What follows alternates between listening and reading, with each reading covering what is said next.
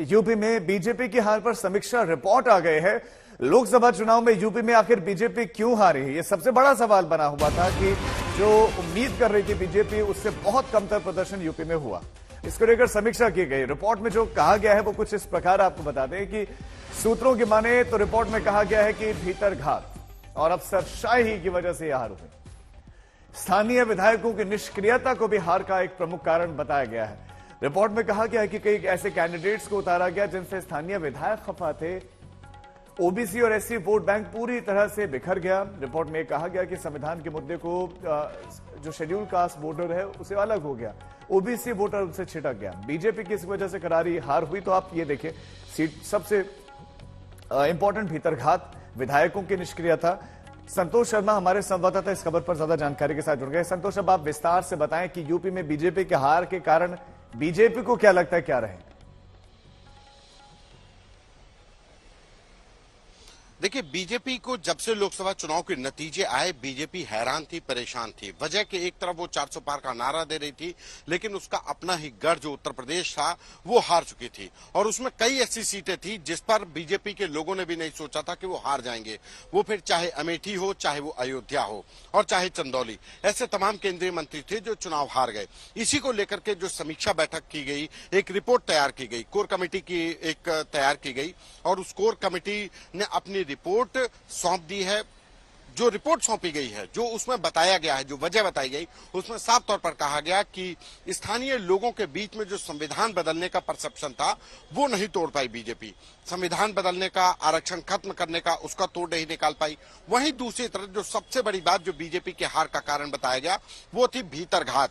जो स्थानीय विधायक थे, जो कार्यकर्ता थे, जो वहां के जो पार्टी के कार्यकर्ता थे, उनके द्वारा जो कैंडिडेट्स थे उनका साथ नहीं दिया गया, उनका भीतरघात किया गया। तमाम सिटिंग कैंडिडेट्स का विरोध खुल करके सड़कों पर आया और जिससे जनता के बीच में एक तरीके से जो पार्टी का विरोध था वो जनता के बीच में गया। जनता कंफ्यूज हुई और उसी का लाभ दूसरे दलों ने उठाया। वहीं दूसरी तरफ अधिकारियों के दुर्व्यवहार को लेकर के भी शिकायत आई है, जो कमेटी के पास गई है कि अधिकारियों को दुर्व्यवहार, चाहे वो जनता के साथ या फिर पार्टी के कार्यकर्ताओं की सुनवाई न होना, यह भी एक कारण थी। यानी एक तरफ अफसरशाही का हावी होना, दूसरी तरफ भीतरघात, जो लोग नाराज थे, कैंडिडेट से नाराज थे, जिसकी वजह से वहां बीजेपी के अपने जो कोर कमेटी थी, जो लोग किसी भी यूनिट में काम कर रहे थे जिला कमेटी में, वो उन लोगों ने साथ नहीं दिया। ये तमाम मुद्दों को लेकर के अभी मैं इस समय पर बीजेपी के पार्टी कार्यालय लखनऊ में ही मौजूद हूं और यहां पर दोनों ही डिप्टी सीएम ब्रजेश पाठक, केशव प्रसाद मौर्य,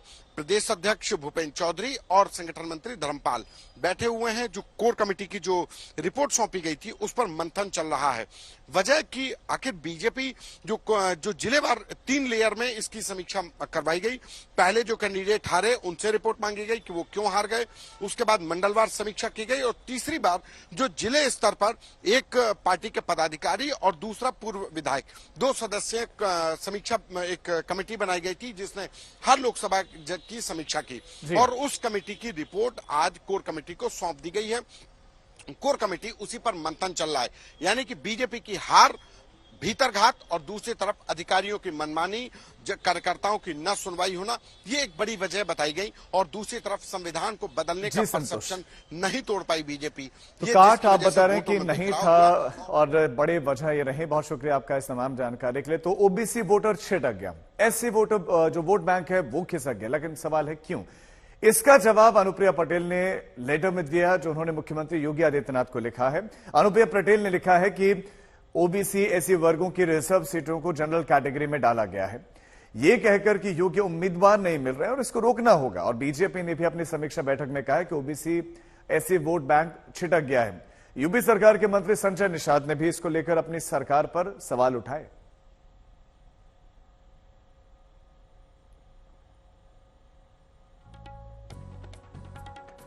किन परिस्थितियों में उन्होंने पत्र लिखा है उसका जवाब वही दे सकते हैं। लेकिन बेशक इस आरक्षण के उलझन में कांग्रेस खत्म हो गई, इस आरक्षण के जद में बसपा भी चली गई, उन्होंने अपनी संख्या से ज्यादा किया और सपा भी चली गई। तो आरक्षण एक विसंगति दूर करना सरकार की प्राथमिकता होनी चाहिए। जो संविधान में मिला हुआ हक है, लोगों को कैसे मिला, अगर कोई सवाल उठता है तो उस पर विचार होना चाहिए और विचार करके अगर कहीं कुछ कमियां उसे दूर हो जाए, मेरा मतलब यही मानना है और कुछ नहीं। और पत्र पहल की चर्चा पर होना चाहिए और चर्चा करके चर्चा पर ढेर सारे मुद्दे हल हो जाते हैं, क्योंकि जब सरकार के अंदर होते हैं तो चर्चा से ढेर सारी समस्याओं का समाधान सिस्टम से हो जाता है। तो इस पर चर्चा होनी चाहिए कि आखिर कैसे ये सब हो रहा है। निश्चित रूप से संख्या के आधार पर देखा जाए तो सबको निषादों के आरक्षण के मुद्दे पर चर्चा होनी चाहिए, क्योंकि हम कर रहे हैं और आगे हमको लगता है कि जल्दी होगी।